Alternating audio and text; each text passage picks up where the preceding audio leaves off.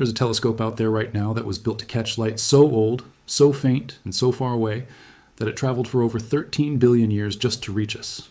That telescope is the James Webb Space Telescope, and its normal job is to stare into the deepest, darkest corners of space, hunting for galaxies that formed right after the universe began. But one day, scientists pointed this super telescope at something much closer to home. They pointed it at Mars, the red planet right next door to Earth, and what happened next should not have worked. In fact, many scientists worried it might actually break the telescope's delicate eyes. Mars was too close, Mars was too bright. This telescope, built to catch whispers from the edge of time, was suddenly staring straight into a floodlight. Somehow, it worked anyway. And what James Webb saw on Mars left scientists stunned, not because of a monster hiding in the rocks or a mysterious face carved into a mountain, but because of something even stranger. It saw the chemical fingerprints of an entire planet written in light that human eyes can never see on their own. Today, we are going to break down exactly what James Webb saw on Mars, why it almost was not possible, and what it means for one of the biggest questions in all of science. Did Mars ever have life? Let's get into it. Before we get to Webb, it helps to understand just how long humans have been obsessed with Mars in the first place. For over 60 years, Mars has been the most explored planet in our solar system besides Earth. NASA's Mariner spacecraft flew past Mars back in the 1960s, sending home the first close-up pictures of a cold, cratered world. In the 1970s, two robotic landers called Viking 1 and Viking 2 touched down on the Martian surface and ran the very first experiments searching for life in Martian soil. Decades later, rovers with names like Spirit, Opportunity, Curiosity, and Perseverance rolled across the red dust, drilling into rocks and searching for clues about the planet's watery past. NASA even flew a small helicopter named Ingenuity through the thin Martian air, the first powered flight ever completed on another planet. Perseverance, which landed inside Jezero crater in 2021, has spent years drilling into ancient rock and sealing small samples inside sturdy titanium tubes. NASA and its partners hope to eventually send a future mission that can pick up those sealed tubes and carry them all the way back to Earth, so scientists can study real Martian rock inside laboratories far more powerful than anything that could ever fit on a rover. That effort is usually called Mars Sample Return, and it is one of the most ambitious plans in the history of space exploration. Meanwhile, tiny Ingenuity kept flying again and again, far more times than engineers ever expected, before it was finally retired after damaging one of its rotor blades during a landing. Every single one of these missions had to travel millions of miles through space and land directly on Mars to gather their data. That is expensive, it is risky, and it takes years of planning for every single mission. Webb changed the entire equation. Instead of flying all the way to Mars, Webb studies the planet from an observation post nearly 1 million miles from Earth, using nothing but light. That is exactly why what happened next mattered so much. To understand why this was such a big deal, you first need to understand what James Webb actually is. James Webb is not just a camera floating in space. It is the largest and most powerful space telescope ever built. It launched on Christmas Day in 2021, and it cost roughly $10 billion to build and launch. It is a joint project between NASA, the European Space Agency, and the Canadian Space Agency. Instead of orbiting close to Earth like the older Hubble Space Telescope, Webb sits almost 1 million miles away from us, out at a quiet parking spot in space called the Second Lagrange Point, or L2 for short. From that cold, dark, and steady spot, Webb stares out into deep space, far away from the heat and glare of Earth and the Moon. Webb does not see light the way our eyes do. Our eyes see visible light, the kind of light that bounces off a red apple or a blue sky. Webb sees infrared light instead, which is really just heat energy traveling in waves. It is the same kind of energy you feel coming off warm pavement on a summer afternoon, just at wavelengths our eyes were never built to notice. Webb carries a giant gold-coated mirror over 21 feet wide, built from 18 hexagon-shaped pieces fitted together, so it can gather the tiniest specks of infrared light coming from galaxies so far away and so faint that no other telescope on Earth or in space could ever hope to see them clearly. That is the entire reason Webb exists. Scientists built it to find the first galaxies and stars that formed after the Big Bang. They built it to catch light that has been traveling for over 13 billion years, light so weak by the time it reaches us that it is like trying to spot a single candle flame from thousands of miles away in total darkness. Every part of Webb, its mirrors, its sensors, its cooling systems, its instruments, was designed for one job: catch the faintest possible light without letting anything else drown it out. So here's the problem. Mars is not far away, and Mars is definitely not faint. Mars is one of the brightest objects in our entire night sky. From Webb's point of view, pointing at Mars is a little like someone who has spent their whole life training their eyes to see in near total darkness, and then suddenly someone flips on a stadium spotlight 2 inches from their face. The instruments on Webb are so sensitive that ordinary sunlight bouncing off the Martian surface can completely overwhelm them. To put it another way, the ancient galaxies Webb usually studies send it only the faintest trickle of light, sometimes just a handful of photons collected patiently over many hours. Mars, sitting right next door in our own solar system, floods Webb's sensors with far more sunlight than those distant galaxies ever could, a difference so large it is honestly hard to even picture. Scientists call this problem detector saturation. It happens when too much light hits a sensor all at once, and the sensor simply cannot handle it. The picture does not just get bright. It gets ruined, washed out in a blur of light, kind of like a photo you take by accidentally pointing your phone camera straight at the sun.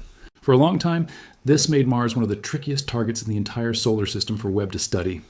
Scientists had to sit down and work out clever tricks just to get Webb to look at Mars without breaking its own instruments. They used extremely short camera exposures, tiny fractions of a second, so the sensor never had time to soak up too much light. They also used special filters and only measured a small slice of the incoming light instead of trying to catch it all at once. Think of it like squinting through a tiny crack between your fingers instead of staring straight into a bright light. It took careful planning, patience, and some very smart engineering to make the whole thing work at all. And here's the part that stunned people.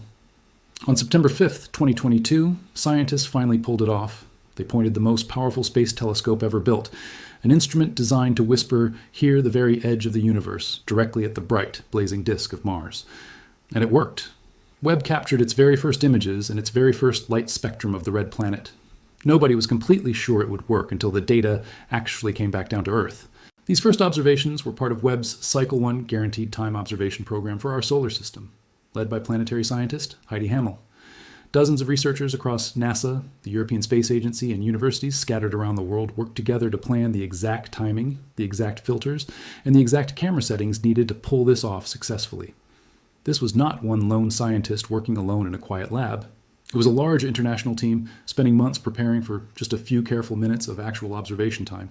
It is also worth remembering that Webb was not the very first telescope to ever study Mars from a distance. The older Hubble Space Telescope had already been photographing Mars for years, usually during the times when Mars and Earth line up closest together in their orbits. Hubble's pictures helped scientists track dust storms and seasonal changes using visible light, the same kind of light our own eyes can see. But Hubble was never built to read chemical spectra with the same depth and precision as Webb.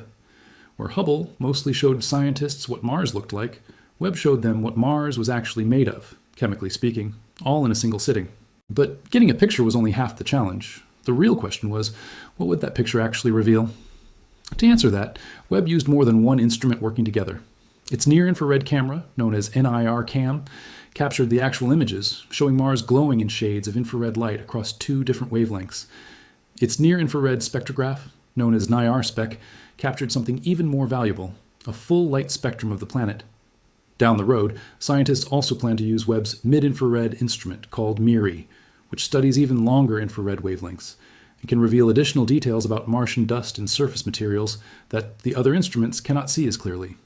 Together, these instruments turned Webb into something close to a flying chemistry lab, capable of reading an entire planet's makeup from a distance of nearly 1 million miles.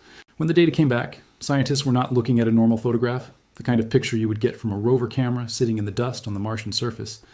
Webb's pictures of Mars looked more like a glowing map, split into blocks of brightness that showed subtle differences across two different colors of infrared light. On one side, scientists placed a normal surface map of Mars, built using data from NASA's Mars Orbiter Laser Altimeter, so they could line up exactly which region of the planet Webb was looking at. On the other side sat Webb's brand new infrared view, showing the eastern half of Mars glowing in shades that no human eye has ever directly seen. But the images were really just the appetizer. The truly amazing part came from that spectrum captured by NIRSpec. A spectrograph does something very different from a regular camera. Instead of just snapping a picture, it splits light apart into all of its individual wavelengths, almost like how a prism splits ordinary sunlight into a rainbow. Every single chemical in the universe absorbs and releases light at its own very specific wavelengths, almost like a fingerprint that never changes. So when scientists study a spectrum, they are not just admiring pretty colors. They are reading a chemical signature written directly into the light itself. Think of it a little like a barcode scanner at a grocery store. Every product on a shelf has its own unique barcode, a pattern of black and white lines that a scanner reads instantly to know exactly what item is being sold. Chemicals work in a strangely similar way. Every molecule, whether it is water, carbon dioxide, or methane, absorbs and gives off light at its own unique pattern of wavelengths, almost like a barcode written in light instead of ink. Nobody can see this barcode with their own eyes. But a spectrograph like NIRSpec reads it perfectly, splitting incoming light apart and showing scientists exactly which wavelengths are missing or shining brighter than expected. Each dip or spike in that pattern points to one specific chemical, sometimes several chemicals overlapping at once, and trained scientists know how to untangle which is which. That is how Webb, without ever touching Mars, without ever landing a single instrument on its surface, can confidently say which gases are floating in its atmosphere and which minerals sit inside its dust. When scientists studied the spectrum Webb captured from Mars, they found something incredible. In a single observation, taken from nearly 1 million miles away, Webb picked up clear signals for water, carbon dioxide, and carbon monoxide sitting in Mars' thin atmosphere. These are not brand new discoveries on their own, since scientists already knew Mars had carbon dioxide, which makes up most of the planet's thin air. But the fact that Webb could pull such a rich, detailed spectrum, all in one shot, without ever landing a single rover or spacecraft on the surface, is exactly what left planetary scientists amazed. A telescope built to study galaxies from the dawn of time had just read the chemical makeup of an entire planet's atmosphere from almost 1 million miles away during a single sitting. The spectrum also carried hidden information about Martian dust, icy clouds, and even the type of rocks scattered across the surface. Scientists could see subtle bumps and dips spread across hundreds of different wavelengths, each one holding a tiny clue about what Mars is made of and what is drifting through its thin, cold air. This is the kind of information that normally takes multiple missions, multiple instruments, and years of patient work to gather piece by piece. Webb captured a huge slice of it in a single spectrum, taken over just a handful of minutes. There's another reason this moment mattered so much. Webb sits at that L2 point far out beyond the Moon, which gives it a very unusual view of Mars compared to spacecraft orbiting close to the planet. Orbiters and rovers only ever see a small patch of Mars at any one time, right below or around them. Webb, from its distant vantage point, can see the entire sunlit face of Mars all at once, the whole glowing disk captured in a single frame. That means Webb can study daytime, sunset, and even nighttime regions of Mars in one single observation, since different parts of the planet experience different times of day at the exact same moment. No rover and no close orbiter can do that. Only a telescope, sitting nearly 1 million miles away, watching the whole planet at once, has that kind of view. This new way of watching Mars opens the door to something scientists have wanted for a long time. A single steady eye that can track Martian weather almost like a weather satellite tracks storms back on Earth. Mars has some of the wildest weather in the entire solar system. It has dust storms so massive they can wrap around the whole planet and block out the sun for weeks at a time. In 2018, a Mars-wide dust storm grew so thick and so widespread that it actually ended the mission of NASA's Opportunity rover. The storm blocked so much sunlight that Opportunity's solar panels could no longer soak up enough energy to keep its batteries charged. And the little rover, which had already been exploring Mars for almost 15 years, far longer than anyone expected, went silent for good. Mars also grows icy clouds made of both water ice and frozen carbon dioxide, sometimes called dry ice, drifting quietly through its thin atmosphere. And Mars moves through seasons too, since the planet is tilted on its axis a little like Earth is, which means its polar ice caps grow and shrink throughout the Martian year. Here is something that might surprise you. Part of Mars's polar ice caps is not made of frozen water at all. It is made of frozen carbon dioxide, the same substance as the dry ice used to make fog effects at parties here on Earth. Every Martian winter, temperatures at the poles drop so low that carbon dioxide gas actually freezes solid and falls out of the thin atmosphere like snow. Then, every Martian spring, sunlight warms the poles again, and that frozen carbon dioxide turns straight back into gas, skipping the liquid stage entirely in a process scientists call sublimation. This cycle actually changes the total amount of gas in the Martian atmosphere throughout the year, since huge amounts of carbon dioxide are locked away every winter and released again every spring. Watching this cycle from Webb's steady vantage point gives scientists a clearer picture of how dramatically Mars' atmosphere shifts across each Martian year, which lasts almost twice as long as 1 year here on Earth. With Webb watching from its steady seat at L2, scientists can track how these storms grow, move, and fade away, almost in real time. They can watch how ice clouds form near sunset and vanish again by morning. They can compare the size of the polar ice caps season after season, year after year, and see exactly how fast they grow and shrink. This kind of long-term weather tracking helps scientists build a much clearer picture of how the entire Martian atmosphere behaves, not just in one small spot, but across the whole planet at once. Understanding Martian weather is not just an interesting side project either.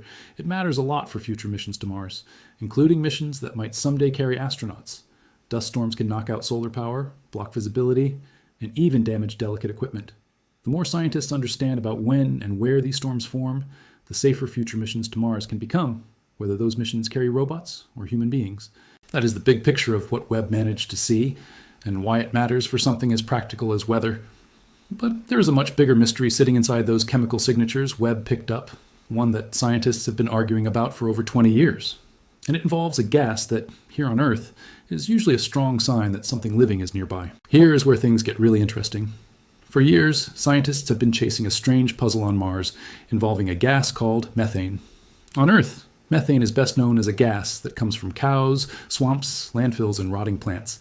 It is a gas almost always tied to life, since the vast majority of methane on our planet comes from living things or the leftover remains of living things. That is exactly why finding methane on another planet gets scientists so excited. It does not prove life exists there, but it is exactly the kind of clue that makes scientists sit up and pay very close attention. Back in the early 2000s, scientists using telescopes on Earth and instruments orbiting Mars reported picking up small traces of methane in the Martian atmosphere. Then, starting around 2013, NASA's Curiosity rover, which carries an instrument called the Tunable Laser Spectrometer built specifically to sniff out gases in the air, started detecting methane too, right there on the ground in Gale Crater. And here is the strange part. The amount of methane Curiosity found did not stay steady. It seemed to rise and fall with the seasons, and it even spiked suddenly on some days, then dropped back down again on others, almost like the whole planet was quietly breathing.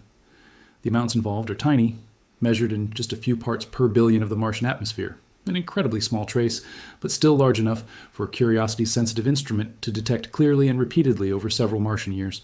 That should have been enormous news, and in a way, it was. But then something odd happened. The European Space Agency sent an orbiter called the ExoMars Trace Gas Orbiter, specifically to study gases like methane from high above the planet, since an orbiter can scan huge areas of Mars with incredible precision. Scientists expected the orbiter to easily confirm what Curiosity had been finding down on the surface. Instead, the orbiter found almost nothing. No clear signs of methane at all, even in the exact same regions and around the exact same times that Curiosity kept reporting spikes down below. This created one of the strangest disagreements in modern planetary science. One instrument, sitting right on the Martian surface, kept sensing methane come and go. Another instrument, flying high above the planet with an extremely sensitive nose for gases, could not find any trace of it at all. Scientists have spent years trying to explain this gap. Some think methane might be created and destroyed extremely close to the ground, in pockets that never rise high enough for an orbiter to catch. Others wonder if local geology, maybe pockets of gas trapped under rocks, salt, or ice, could be releasing methane in short bursts right where Curiosity happens to be parked. A few scientists have proposed that seasonal frost might trap methane underground and then release it in quick bursts as temperatures shift.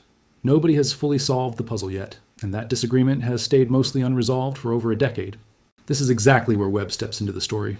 Because Webb studies Mars using spectroscopy, splitting light apart to read the chemical fingerprints hidden inside it, it has the potential to search for trace gases like methane across the entire visible face of Mars at once, from a completely different angle than any rover or orbiter has ever used before. Scientists working with Webb have specifically planned observations aimed at hunting for organic compounds and trace gases in the Martian atmosphere, including methane and a related gas called hydrogen chloride. Hydrogen chloride is especially interesting because on Mars, it may be linked to acidic, salty liquid water hiding somewhere beneath the dry, dusty surface. To be clear, Webb has not swooped in and solved the methane mystery once and for all. Nobody should tell you that it has, and anyone who claims that is getting ahead of the actual science. But what makes this so exciting is that Webb brings an entirely new tool to a fight scientists have been stuck in for over 20 years. It is one more set of eyes watching Mars in a way nothing else ever has, hunting for the same gas that might be pointing toward warm, hidden water underground, ancient microbes trapped in ice, or maybe just strange rock chemistry we do not fully understand yet. Whatever the final answer turns out to be, Webb is now part of the hunt to find it. If you're enjoying learning how scientists pulled off this incredible feat, go ahead and hit subscribe now. We cover strange and stunning space discoveries just like this one every single week, and you will not want to miss what is coming next. Mars was not always the dry, dusty, rusty red desert we see today. Rovers like Curiosity and Perseverance have driven straight through the dried-up beds of ancient rivers and lakes. They have found rocks carrying ripple patterns that only form at the bottom of flowing water, and clay minerals that only form when rock sits soaked in water for a very long time. Orbiters looking down from above have mapped huge dried-up river channels and what look like the shorelines of ancient oceans, carved into the Martian ground billions of years ago. So the question everyone wants answered is simple to ask, but incredibly hard to answer. If Mars once had rivers, lakes, and maybe even oceans, where did all that water go? Scientists have already pieced together part of the story. Mars lost its strong global magnetic field billions of years ago, and without that magnetic shield protecting it, the thin Martian atmosphere became an easy target for the solar wind, a constant stream of charged particles blasting out from the sun. Bit by bit, over hundreds of millions of years, the solar wind stripped away most of Mars' atmosphere, and along with it, water vapor that had drifted high into the Martian sky. NASA's MAVEN mission, which has been orbiting Mars since 2014, was built specifically to study this slow atmospheric escape. And it has shown scientists exactly how this stripping process still happens today, in real time. But there's a second clue buried inside water itself that helps tell this story, and it happens to be a clue Webb is uniquely positioned to study. Water is made of hydrogen and oxygen.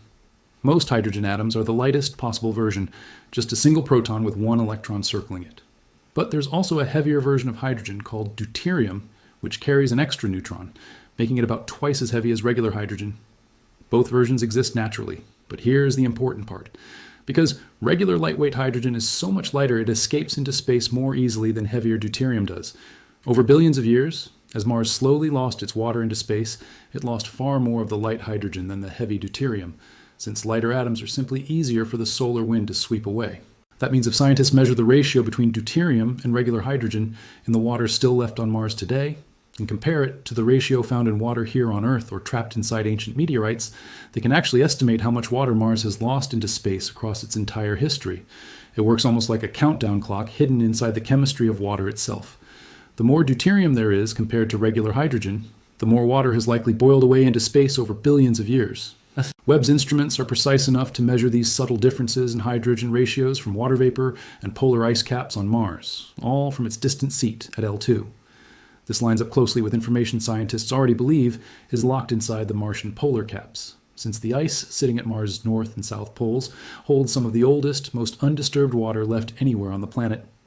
By studying this ice with Webb's kind of precision, scientists can build a much clearer timeline of exactly how much water Mars has lost and roughly how fast it disappeared, stretching back across billions of years of Martian history. Put together, the picture Webb helps build is honestly stunning to sit with for a moment. Billions of years ago, Mars may have looked shockingly similar to early Earth, with liquid water flowing across its surface, a thicker protective atmosphere overhead, and maybe even conditions gentle enough for simple life to get started. Then, slowly and relentlessly, the sun's own wind tore that atmosphere and water away, leaving behind the cold, dry, radiation-blasted desert we see through Webb's cameras today. Reading that entire story is not something you can do with your eyes alone. You need the kind of chemical fingerprinting that only an instrument like Webb's spectrograph can provide. This is the question everyone eventually asks, and it deserves an honest answer instead of a hyped-up one. So far, nothing Webb has found on Mars proves that life ever existed there. No fossils, no bones, no ancient buried cities under the red dust.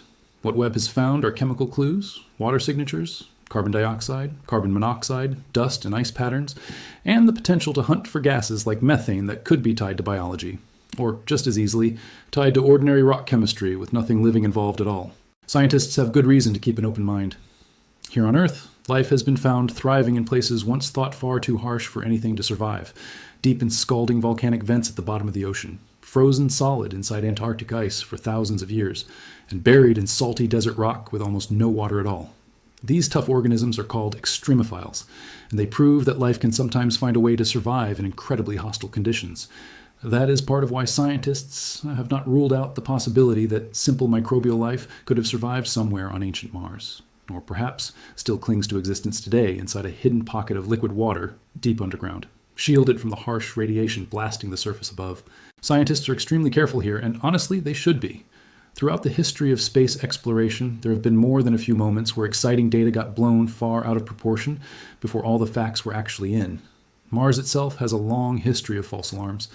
In the 1970s, some early results from NASA's Viking landers briefly looked like they might show signs of biological activity happening in Martian soil, before more careful analysis suggested the results were likely caused by unusual chemistry in the soil instead of anything alive. Then, in 1996, scientists studying a Martian meteorite found here on Earth, a rock called ALH 84001, announced they had found tiny shapes that looked a little like fossilized microbes. That announcement made headlines around the entire world. but years of careful follow-up study showed those tiny shapes were most likely formed by ordinary mineral processes, not ancient life at all. Scientists learned an important lesson from moments like these. Extraordinary claims about life on another planet need extraordinary evidence, checked and rechecked, before anyone should believe them.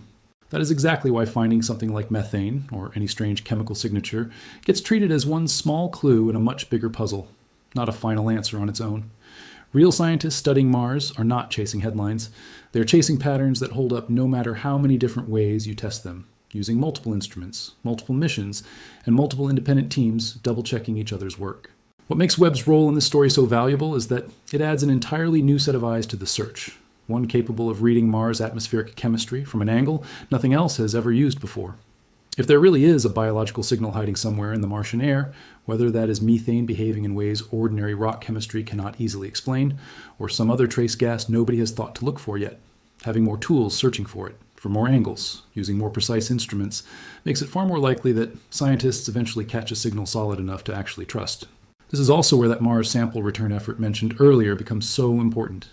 Webb can study Mars' atmosphere from a distance, but it cannot crack open a rock and search for fossilized microbes hidden inside. Only a real laboratory here on Earth, packed with equipment far too heavy and delicate to ever launch on a rover, can run that kind of detailed test.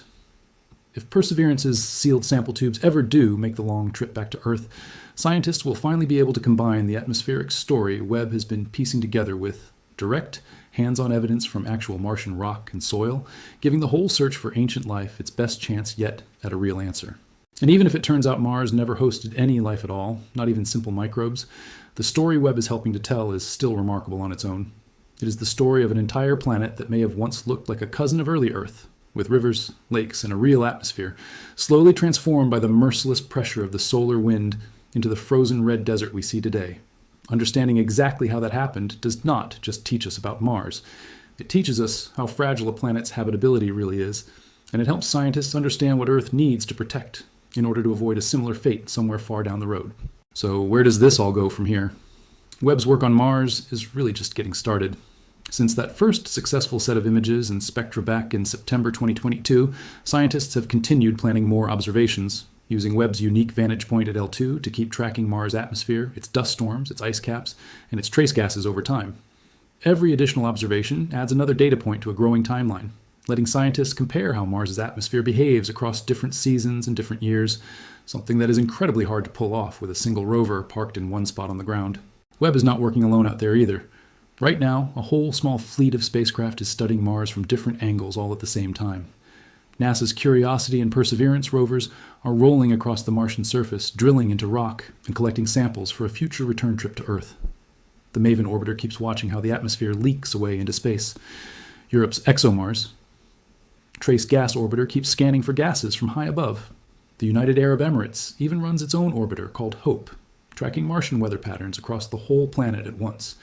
Europe has also been developing a rover named Rosalind Franklin, designed to drill deep beneath the Martian surface in search of preserved organic material, even though the mission has faced years of delays and shifting partnerships along the way. China has joined the race as well, having already landed its own rover, called Zhurong, on the northern plains of Mars. With so many countries and space agencies now studying the same red planet from so many different angles, from the ground, from orbit, and now from nearly 1 million miles away using Webb, humanity is piecing together one of the most detailed pictures of another planet that has ever existed. Each of these missions sees a different slice of the puzzle. Webb, from its distant seat far beyond the moon, adds a view none of the others can offer, watching the planet's entire sunlit face at once and reading its chemistry using the same kind of infrared vision that lets it study galaxies from the dawn of time. Looking further ahead, NASA and its partners are already planning the next generation of space telescopes, including a future mission often called the Habitable Worlds Observatory. That telescope is being designed with an ambitious goal to directly study the atmospheres of planets circling other stars, hunting for the kinds of chemical signatures that might hint at life beyond our own solar system. Everything scientists are learning right now by using Webb to carefully read chemical fingerprints in the atmosphere of a planet as close and familiar as Mars is helping engineers and scientists refine the exact techniques they will need for that much harder job in the future. There's also good news about how long this kind of Mars watching can continue. When Webb launched back in 2021, its rocket placed it on such a precise, fuel-efficient path toward L2 that the telescope ended up saving a large amount of the fuel it would normally need for small course corrections along the way. That savings means Webb could potentially keep operating for 20 years or more, far longer than originally planned. Every extra year Webb stays healthy and pointed at the sky is another year it can spend returning to Mars, adding fresh observations, and building an even longer, richer timeline of the planet's changing atmosphere and weather. And then there is the biggest question hanging over all of this: humans. Space agencies around the world have talked for decades about eventually sending astronauts to Mars. Every single piece of information Webb and its fellow Mars missions gather, from dust storm patterns to water history to trace gases in the air, feeds directly into planning for that future. Knowing when dust storms are likely to strike matters for landing safely and keeping equipment powered through the Martian year. Knowing where water ice sits closest to the surface matters for choosing a landing site where astronauts could someday harvest their own water and fuel. Even the search for ancient life matters here, since any region that might have once supported life is also a region. Scientists will want astronauts to explore very carefully, so nothing gets contaminated or destroyed before it can be properly studied. In a strange way, a telescope built to stare at the oldest light in the entire universe is now quietly helping scientists prepare humanity's next giant leap, one that might someday land actual footprints on the dusty red ground it has been studying from nearly 1 million miles away. Let's go back to where we started. A telescope built to catch the faintest whisper of light from the edge of the universe should never have been able to point at something as close and as blindingly bright as Mars without ruining its own delicate instruments. On paper, it should not have worked. The engineers who built Webb spent years fine-tuning it to detect galaxies so distant and so faint that their light took over 13 billion years just to arrive. Pointing that same instrument at a bright nearby planet was never part of the original plan. And yet, through short exposures, careful filters, and a whole lot of clever engineering, scientists made the impossible happen anyway. On September 5th, 2022, Webb captured its first images and its first spectrum of Mars, and in that single moment, it read the chemical fingerprints of an entire planet's atmosphere, spotted its dust and its icy clouds, and opened the door to tracking Martian weather, hunting for the mysterious gas methane, and tracing the long, slow story of where all of Mars's ancient water disappeared to. That is really what makes this story so stunning, once you stop and think about it honestly. It was never about some monster hiding in the Martian rocks, or some secret the government was covering up. It was about turning the most powerful and sensitive telescope humans have ever built toward our closest planetary neighbor, and discovering that even something built for the deepest reaches of space still had something remarkable to say about a rusty red world right next door. Mars still holds plenty of secrets.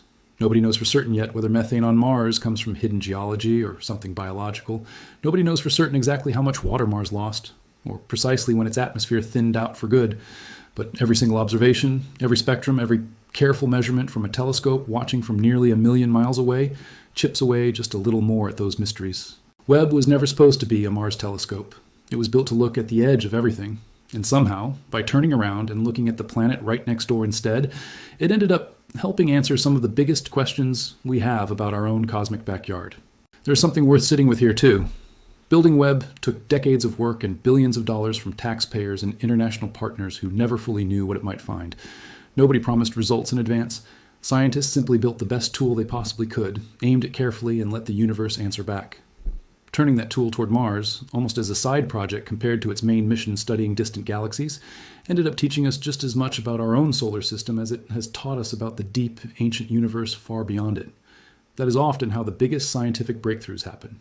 Not from someone setting out looking for one specific answer, but from a powerful tool, pointed carefully and patiently, revealing far more than anyone originally expected to find. Here is a fun thought to leave you with. You do not need a billion-dollar telescope to start noticing Mars for yourself. On a clear night, Mars is often visible to the naked eye as a small, steady point of reddish light, easy to spot once you know roughly where to look, especially during the months when Earth and Mars swing closest together in their orbits. The next time you spot that little reddish dot hanging in the night sky, remember that scientists have now used the most powerful telescope ever built to read its chemistry from a distance, and that the very same planet you are looking at with your own eyes might once have had rivers, lakes, and maybe even the first stirrings of life. So next time someone tells you that space telescopes only matter for taking pretty pictures of faraway galaxies, you can tell them about the day scientists pointed the most sensitive telescope ever built straight at the planet next door, nearly overwhelmed it on purpose, and used it to read the chemical story of an entire world. If this kind of deep dive into real space science is something you enjoy, subscribe now. because we break down discoveries just like this one every single week, turning complicated science into stories anyone can actually follow and enjoy. And if you want to see what other secrets our solar system might still be hiding, check out the video on your screen right now, where we dig into another mystery that has scientists just as puzzled as this one. Thanks for watching, and I will see you in the next video.